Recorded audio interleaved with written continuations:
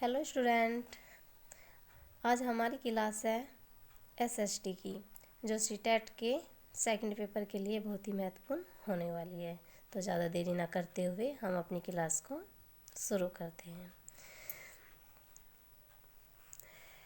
जैसे हमारा ये कैसे पता करें कब क्या हुआ था, इतिहास जानने के सोच, यानी कि कब क्या हुआ, कैसे हुआ, इन सब के बारे में हम इसमें पढ़ने वाले हैं। तो यहाँ देखिए, परिवार की पुरानी बातें हमें दादा नानी नाना इनसे ही पता चलती है। समाचार पत्र पत्रिकाएं टीवी और रेडियो से भी हमें जानकारी मिलती है। आप खुद ही सोचिए कि अगर हमें इतिहास के बारे में पुरानी चीज़ें को पता करना है तो हमें किससे पता चलती है? टीवीओ के द्वारा चलती है, रेडियो के द्वारा चलती है, दादा दादियों के द्वारा चलती है ना। तो इनसे ही हमें इतिहास के बारे में पता चलता है। तो यहाँ से देखिए, हजारों वर्ष पहले के लोग कैसे रहन सहन के बारे में जानना हो तो हम कैसे जानेंगे? हजारों वर्ष पहले के लोगों के बारे में जानना हो तो उसके बारे में हमें जानने के लिए हमें इतिहास का अध्ययन करते हैं। इतिहास और अतीत से प्राप्त तथ्यों साक्ष्यों के आधार पर बीते समय की जानकारी देता है। इतिहास क्या देता है? हमें इतिहास के अतीत से प्राप्त तथ्य जो होते हैं साक्ष्य के आधार पर बीते हुए समय की जानकारी देता है। इतिहास के बीता हुआ समय उस समय के लोगों को समझना और जानने का एक साधन है। यहाँ देखिए, पुरातत्व। देखिए, प्राचीन काल में मानव द्वारा प्रयोग में लाई गई वस्तुएं, निर्मित मंदिर एवं इमारतें आदि के अवशेषों का अध्ययन पुरातत्व कहलाता है। इनका अध्ययन करने वालों को क्या कहते हैं? पुरातत्ववेत्ता कहलाते हैं। ठीक है, जो कोई इनका अध्ययन करता है उन्हें कहलाते हैं पुरातत्ववेत्ता। कैसे पता लगता है? अब कैसे पता लगता है इतिहास का? तो यहाँ से पढ़िए। अतीत में एक ऐसा भी युग था जब लोग लिखना नहीं जानते थे। यानी कि ऐसा भी युग हो चुका है कि लोग लिखना नहीं जानते थे।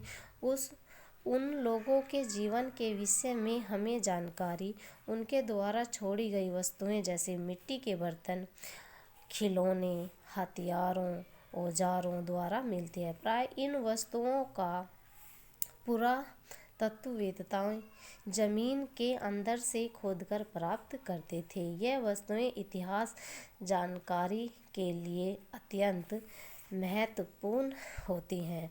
उपलब्ध सामग्रियों के आधार पर इतिहासकारों ने अतीत को 3 भागों में बांटा है। अच्छा, सामग्री के आधार पर इतिहास को कितने भागों में बांटा गया है? तो आपको ध्यान रखना है, 3 भागों में बांटा गया है। तो पहला क्या है? यह समय जिसके लिए कोई भी लिखित सामग्री प्राप्त नहीं है। यानी कि पहला जो था, लिखित सामग्री नहीं थी, पूर्व या प्राक ऐतिहासिक काल कहलाया। जिसमें लिखित सामग्री नहीं थी उसे क्या कहते हैं? पूर्व या प्राक ऐतिहासिक काल।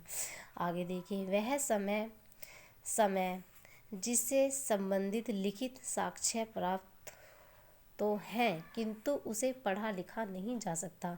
यानी कि लिखित साक्ष्य तो प्राप्त हैं लेकिन उसे ना तो पढ़ा जा सकता है, पढ़ा नहीं जा सकता। ठीक है, लिखित सामग्री लेकिन पढ़ा नहीं जा सकता, उसे कहते हैं आदि ऐतिहासिक काल। इसी प्रकार जिस समय के या समय के विषय में लिखित सामग्री से जानकारी मिलती है एवं उसे पढ़ा भी जा सकता है, उसे समय या काल को ऐतिहासिक काल कहते हैं। तो ऐतिहासिक काल किसे कहते हैं? जिसकी सामग्री से हमें क्या पढ़ा भी जा सकता है और लिखा भी जा सकता है, उसे ऐतिहासिक काल कहते हैं।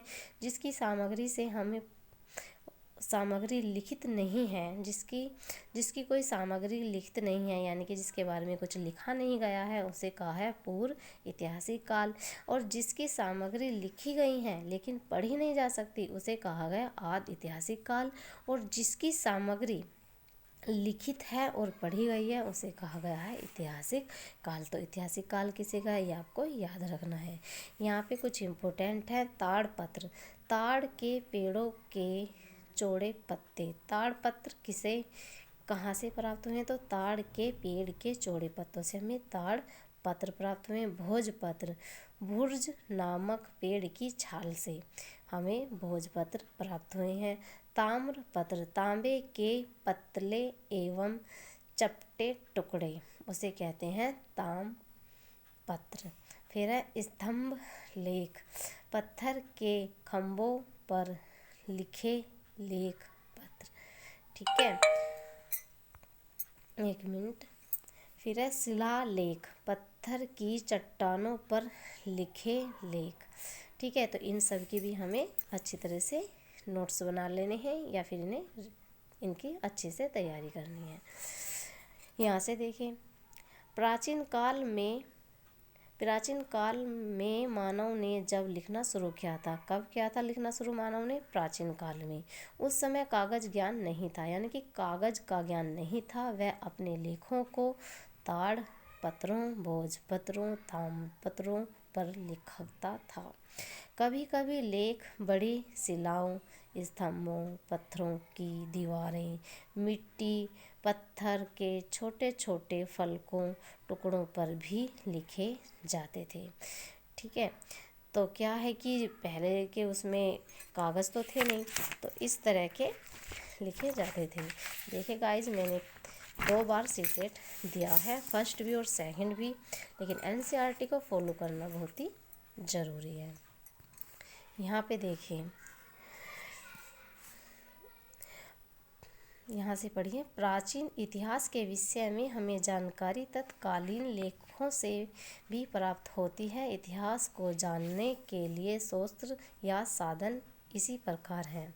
यहाँ पे देखें, पुरातात्विक स्रोत, अभिलेख, यह अशोक